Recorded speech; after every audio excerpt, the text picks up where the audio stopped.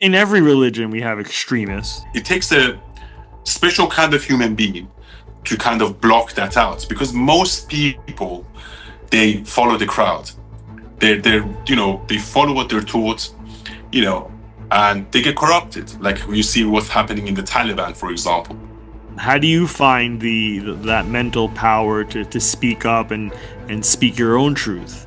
I just do not care. Why? Because I'm not a fearful person. Because once you speak the truth, then you put yourself at risk of being attacked. Even your life could be in danger. It's almost like they teach you to lie. They teach you to lie. They teach you to be brainwashed. They teach you to hate Israel, hate America, hate women, hate each other, lie to each other, pretend to be one of them. I think religion, especially Islam, is what hijacks spirituality. Religion is control and oppression. Spirituality is freedom. So I don't think any religion can quantify your relationship with God.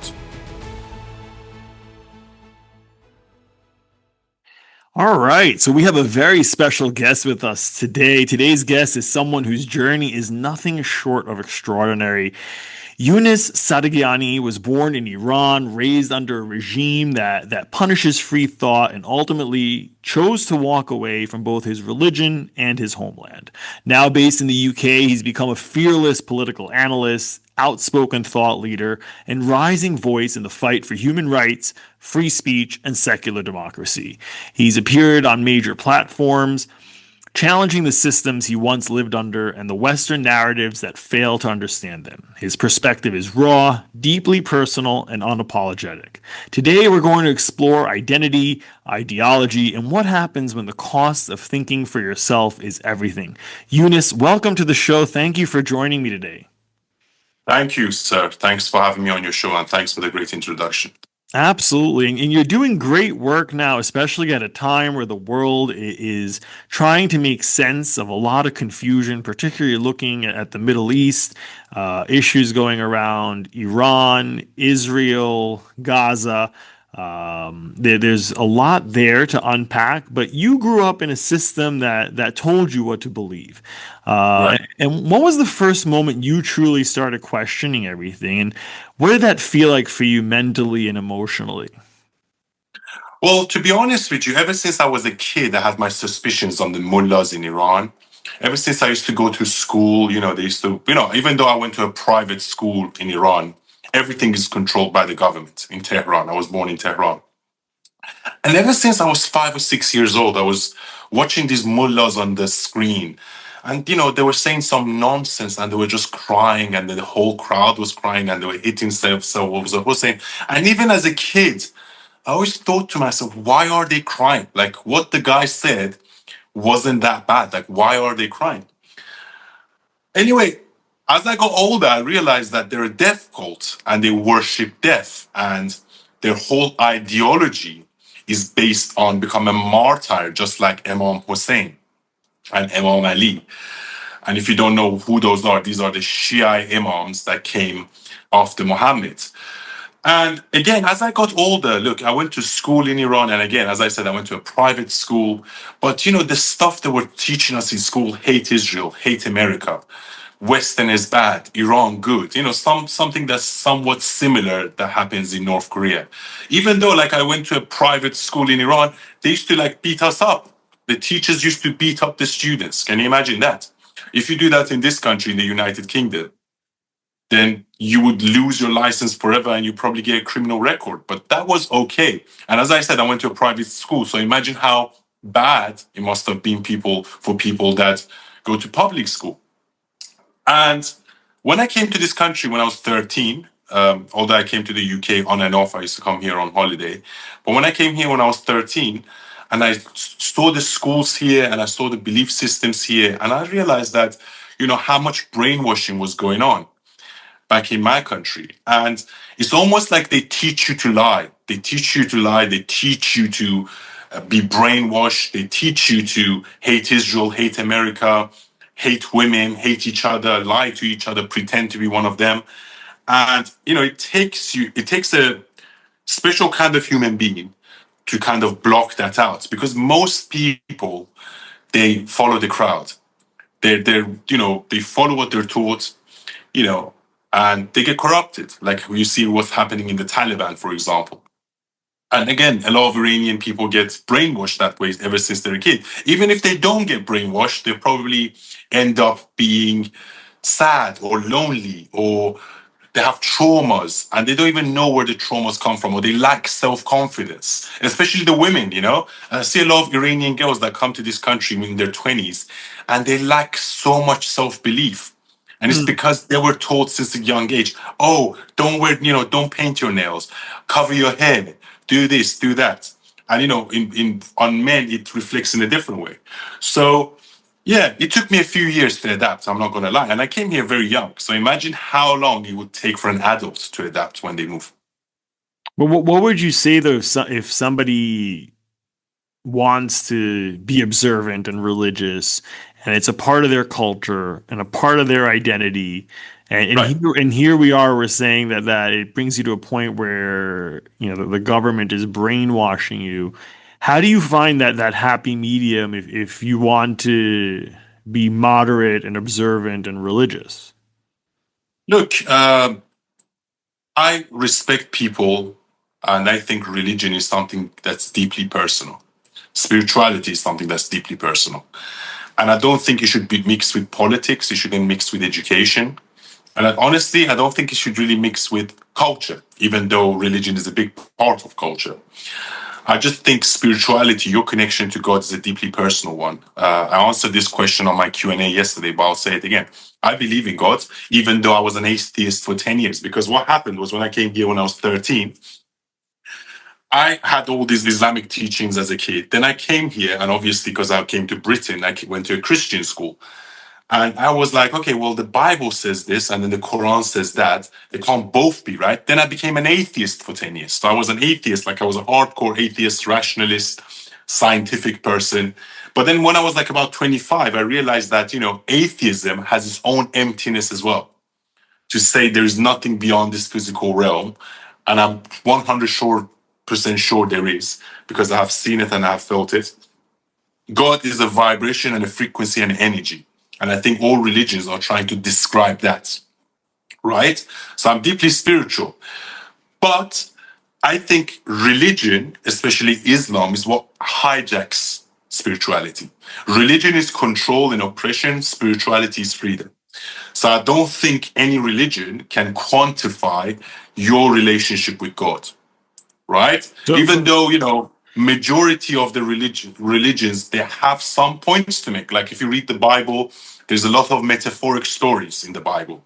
The story of Adam and Eve is about becoming conscious, taking responsibility. The story of Younes or Jonas and the whale is about, taking responsibility. Seven deadly sins, seven things you can do not to do in your life, not to fuck your life up, basically. So these are like metaphoric stories, but I think what people do is that they take these stories literally, when they're supposed to be metaphoric truths. You can watch a film, whatever it may be. It can be even Batman or The Matrix. And you can get some spiritual metaphoric lessons from it that you can incorporate to your life. So that's how I look at religion.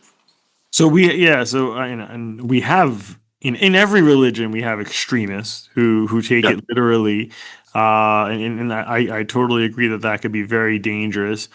But having grown up in Iran, why do you feel that Islam in Iran is different in that sense, where almost like we can't create a moderate environment? Why is that? Well, because first of all, Islam in itself, and people might find this controversial, but I don't care, I'll say it. I think if you take Islam literally, then you would get exactly what the Islamic Republic has gotten. You would get exactly what Taliban has gotten. You would exactly get what ISIS has gotten. You would exactly get what Saudi Arabia used to be before Mohammed bin Salman.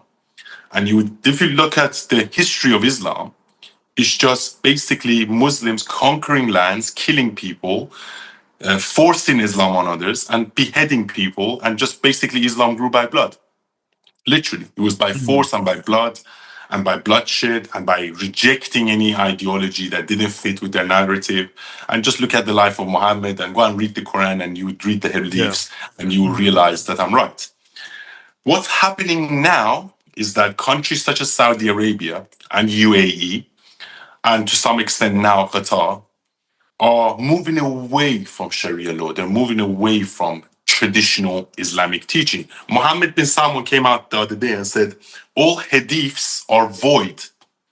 That's an amazing thing to say. All hadiths are void.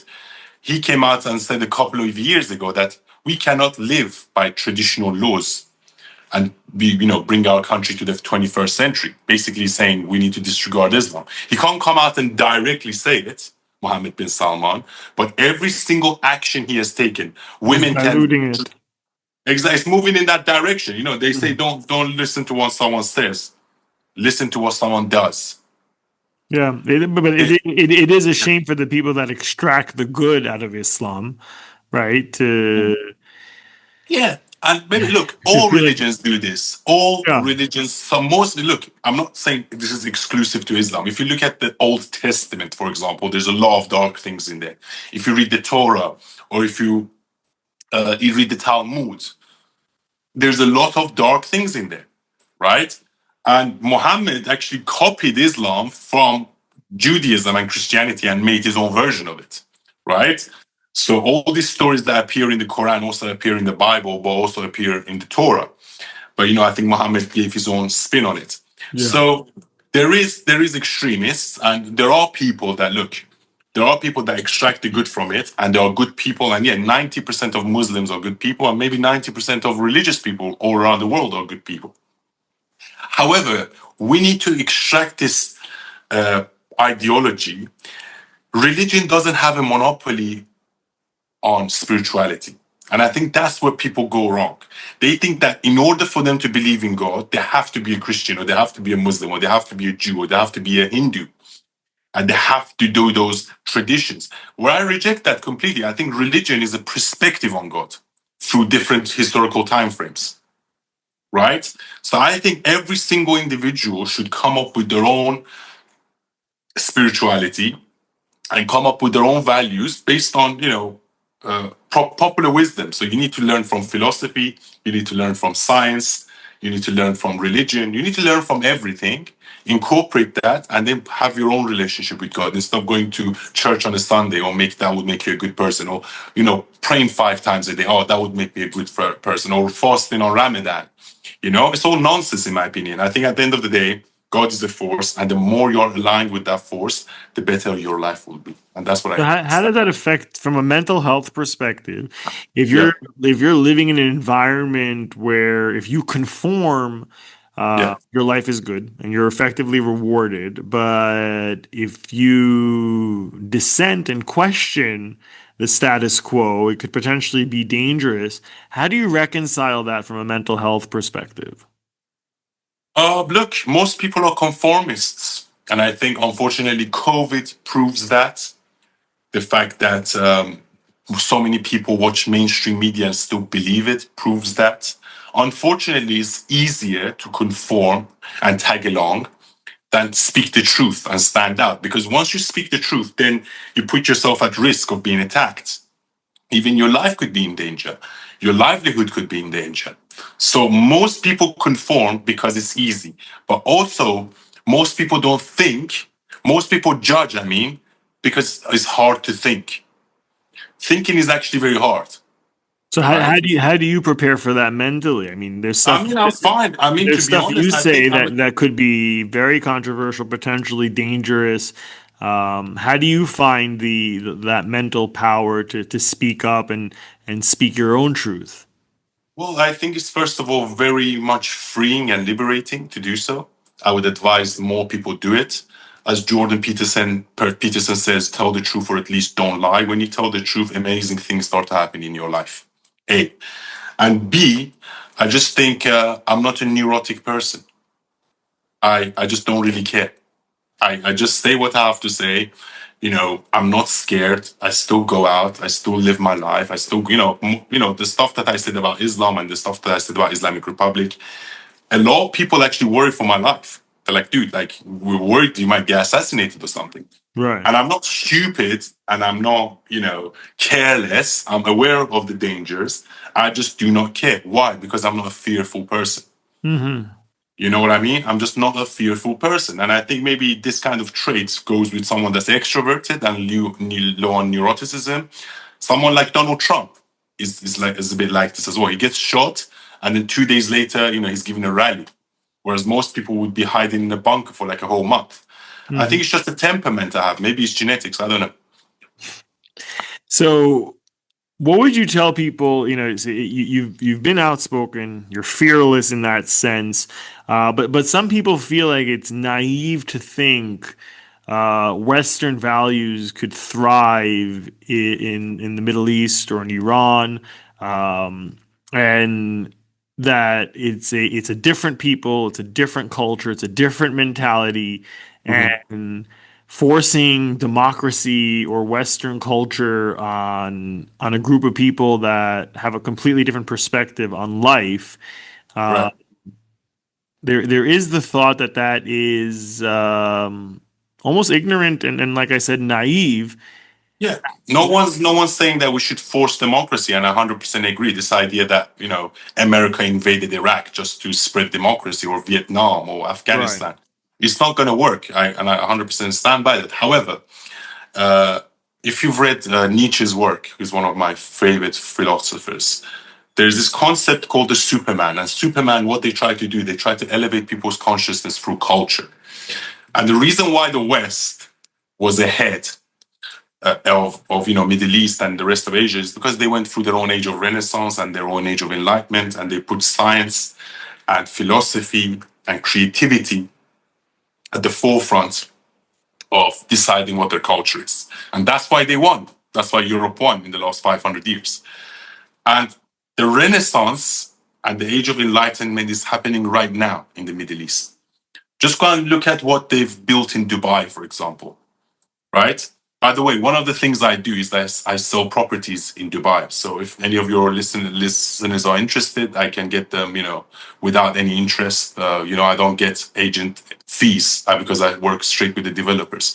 But in general, if you look at what they've built in Dubai, you'll be like, wow, like Dubai is now probably better than Europe, is probably better than London. Most people I know from London, they're moving to Dubai, you know? And it just shows you how quickly things can change when the people at the top of the ladder know what they're doing. And the Arab countries, Mohammed bin Salman, the Emiratis, they know exactly what they're doing. And, change only happens top down, I think, So right? The if people at so, the top. let's say there is change and Yeah. the Islamic Republic and the mullahs fall tomorrow. Um, we don't have any infrastructure in Iran from a mental health perspective to prepare the people for drastic change. How do I you think, look, I think, how do you think we would even navigate that? And you could potentially be creating a very dangerous vacuum. I don't even know. We could have even created a vacuum last week with the 12-day war that now, the whole world was well, saying, we need an uprising. There was no uprising, and now there's a major crackdown.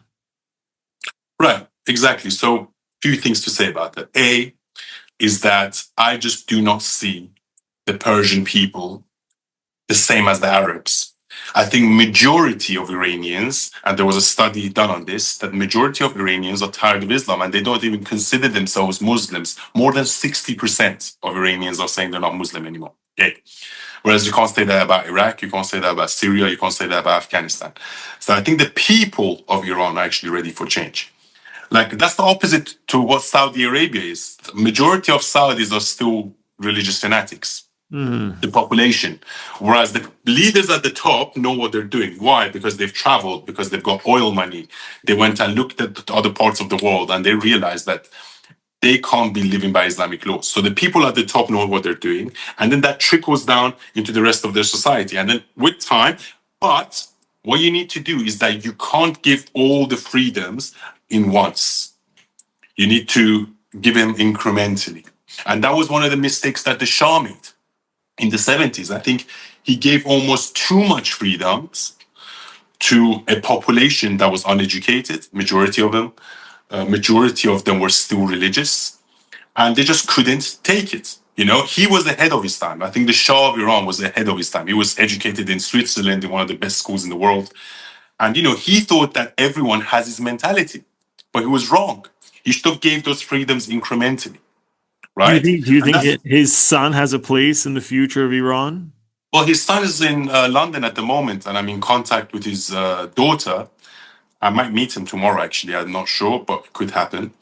And I think he does. I've made my feelings clear on Shahzad Reza Pahlavi. I like him. I think he's, I agree with most of the things he says. But sometimes I just think he's not, bold enough to go for it. But he's got a lot better. He's got a lot better in the last 2 to 4 years. I think he's, taking more responsibility now, and he's more at the forefront, and he's fighting more, which is good to see. I like to see that because I didn't see it for a long time. He also But has, he also has a very fascinating life, and I don't know if you know, from a mental health perspective, yeah, sure. I mean, look, I don't blame him. I don't blame him. The he's stuff been that he through a went through. lot. He's had Yeah, he has 2 children that died by suicide.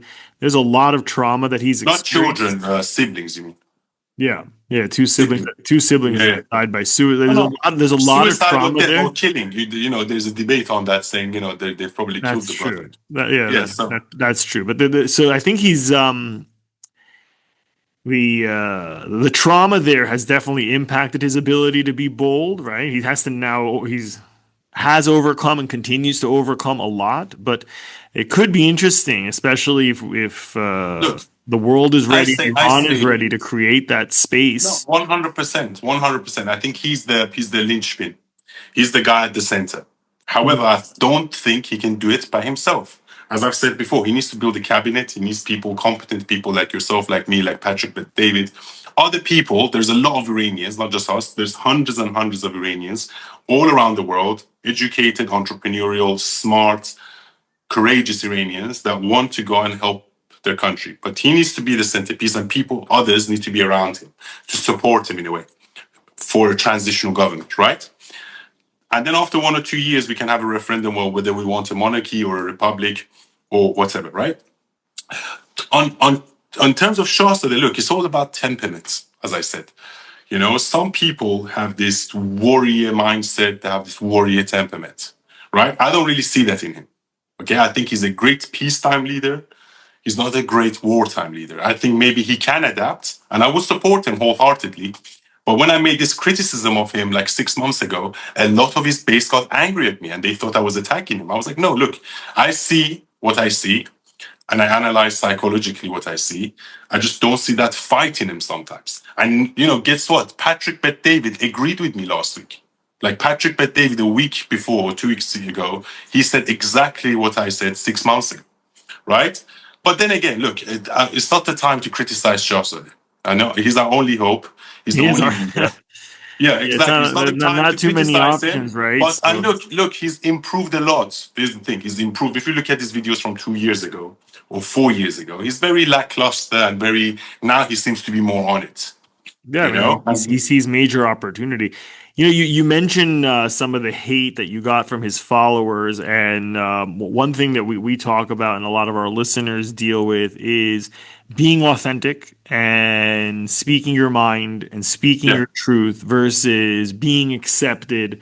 How do you navigate that psychological toll in terms of hate online or threats or being Yeah. misunderstood, and then still wanting to be true to yourself and what you believe? Well, first of all, you have to have thick skin. If I cared, I wouldn't have done this. A. B, I just think if you truly believe something and if you think the facts are on your side, even if 99% of the people disagree with you, say that truth, tell that truth. Charles Darwin, when he came up with the theory of evolution, 99.9% of people disagreed with him. But then as time went on, we realized he was correct, right? And I just think wrong is wrong if everyone is doing it, and right is right if no one's doing it. So I just have that mentality. But at the same time, I like to be a disruptor. I don't go out of my way to be controversial, but I like to speak the truth. And I just like, if the truth is controversial, then so be it. I'm not one of these people that is agreeable. I'm quite disagreeable. And I would think I always say hurt people with the truth, but never comfort them with a lie. Whereas I think a lot of people, because they're probably more emotional or more feeling centered, they let their feelings and their emotions get the best out of them. And I'm not the same with myself. I don't lie to myself. I'm brutally honest with myself. So if I'm brutally honest with myself, then I'm going to be brutally honest with you, right? Do you think the truth is enough though to free Iran? Look, they say the truth shall set you free. But unfortunately, as I said, because of the Islamic Republic, this generation of Iranians have been brought up in a lie, in a society of lies, where you have to lie in school to survive, where you have to lie in work to survive, where you have to lie in society to survive. So when you've been brought up like that, lying becomes almost second nature. So it could be a big shock to the system. And maybe one of the reasons the revolution didn't happen 2 weeks ago is because the Iranian people are still not ready for it. Or maybe they distrust the Americans and the Israelis, or maybe a factor of both. Mm-hmm. So for you, I mean, you've navigated a lot. You've had faith, you've had atheism, spirituality, grew up in Iran, left, established yourself in the UK. At the end of the day, though, what do you feel gives your life meaning right now? And what is your biggest sense of purpose? I think my biggest sense of purpose is maximizing my potential and living a great life. I think, when they talk about heaven and hell, if you believe in such a thing, and maybe I do, I think if you want to go to heaven, you have to die in high frequency, and if you want to go to hell, you have to die in low frequency. And what's high frequency is love, forgiveness, achievement, happiness, joy. That's high frequency. If you die in high frequency, then you're probably going to go to heaven. But if you die in anger, in regret, in envy, you're probably going to go to hell. And I think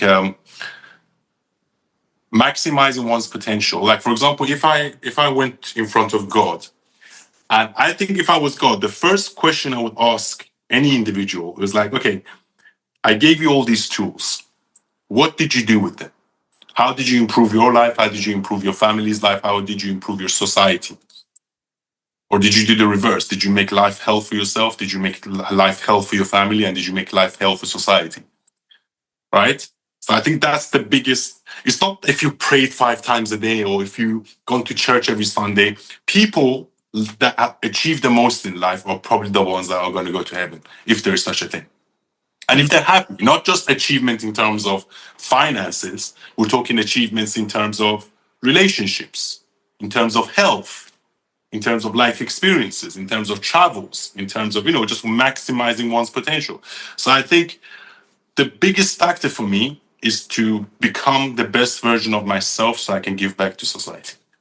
Do you ever feel like somebody in Iran might listen to everything we're saying and say, you're sitting there in the UK, in the US, no consequences, you could say whatever you want, and you're giving the advice here when you don't know that it's very different and it's very easy for you to say, well, speak the truth and go to the streets and almost as if we're blind to the fact that it's a lot more complicated than we can appreciate. Well, first of all, I would say to them, don't be a coward, because I also take a lot of risks. I criticize Islam extensively. And, there's a lot of religious fanatics in London. Okay. So you can say I put my life in danger because you never know. We might get a religious fanatic that might come and stab you. Mm-hmm. So I stuck my head out of the haystack, and, risking to get, beheaded or stabbed. So I took the risk. There were thousands of Iranian women that came to the streets. Yeah, for sure. And burned their hijabs, and they're women. I mean, let's assume the guy you're talking about is a guy sitting in Iran. So those women done it. So can you. Don't be a coward. Don't think that the Islamic Republic is stronger than they are. And unfortunately, this is the thing. This is what I was trying to explain to you earlier. They bring people up in fear in Iran. Yeah. They bring people up in fear. Why? They beat you as a kid when you're in school. They tell you to lie. If you don't, there will be consequences. If you, drink a, shot of alcohol, you probably get 10 lashes. If you don't wear the hijab, so people are just come up fearful. They lack confidence because their confidence has been crushed ever since they were a kid. And I just think it's a mental cage. Break out of that mental cage. Or you develop like a Stockholm syndrome where you sympathize with your abuser, Exactly, and exactly. then You sympathize. Exactly, exactly. you feel bad resisting because now you've created this pseudo understanding where you pity your abuser. Yeah, yeah. No, 100%. The Stockholm syndrome, for the people that don't know, is that when you fall in love with your prison guard, Yeah, your oppressor. your oppressor or your prison guard or whatever. And yeah, I think people that live in Iran and they're not even religious and they support the Islamic Republic, I always thinking to myself, are you stupid? Or do you have the Stockholm syndrome? Maybe many of them do. But also they have this fear of the West. They have this fear of Israel. They have this fear of America. They don't Yeah, really trust America or Israel either. And they have reason not to, because who caused the revolution in 1979? It was America and Britain. sure. To some Sure. extent, Israel and France. So they have reasons not to trust the Americans. However, I'm going to say this. America and Britain made a huge mistake in 1979 overthrowing the Shah. And it was left-leaning policies, the Democratic Party with President Carter, that done such a thing. Yeah, The Republicans would have never done such a thing. Reagan would have never done such a thing. right. So we're basically paying for idiotic left-wing policies. And America, no one in the world wants the Islamic Republic of Iran to stay. It's in no one's interest other than maybe Russia, right? The Arabs don't want them. The Europe doesn't want them. United Kingdom doesn't want them. America doesn't want them. Israel doesn't want them. So it's actually in the world's interest that these guys go. But because of past experiences, even Trump is saying, look, I can't strike the nuclear facilities and I can't strike the military bases and I can't do this and that. But I'm not going to say I'm here for regime change. Regime change has to happen from within. And he's right. And I'm surprised that why didn't more people go in the streets and protest? I just don't seem to understand it. Yeah, I mean, I would say the hate for the West Yeah, was stronger exactly. than the desire to change. And a lot of the stuff you're saying, I'm sure you read the book Men from Stephen Kinzer. Sorry, say the book's name again? Did you read the book All the Shah's Men? Oh, I think I've heard of it. I'm not sure if I read it though. But yeah, It's I've a heard good of book. it. And it talks a lot about the revolution and the undercurrents of what compelled the West to do it, and you realize what a big mistake it was. Of It's a course, huge mistake. It was a strategic mistake, and the West ended up paying for it long term. I think the Iraq War, the Afghanistan, 9/11, all go back to that revolution, yeah, indirectly or directly.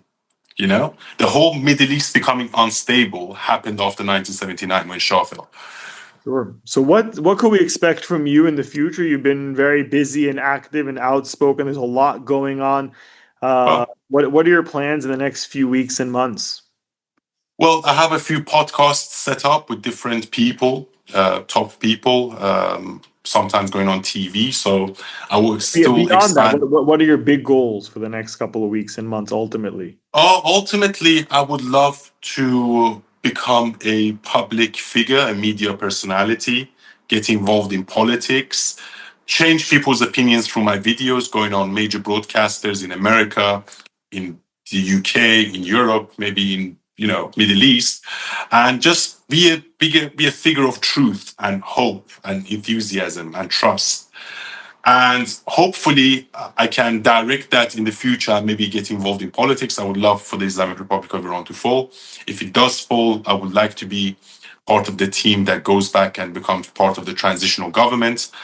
But for the time being, I'm just focusing on the media stuff. I think that's all we can do at this moment in time. Just, changing perspectives through the power of social media. And as I said, I do a lot of real estate stuff in Dubai. So I'm going to be focusing on that. I always said Iran could have been Dubai times 1,000, Of course. right? But we don't have Iran right now, so we have to focus on Dubai. And then hopefully, when the Islamic Republic of Iran falls, I will open my own office in Tehran, doing beautiful real estate, doing these huge contracts with Damak and Emar and Shoba and Ellington and all these huge developers that are now working in Dubai. I love that for you, and I wish you a lot of courage and strength, and I hope you remain genuine and authentic as you navigate the future. There's a lot of changes in sight, but I thank you for being with us, Younes. I appreciate your time and your insight. So thank you. Thanks for having me. So. Absolutely.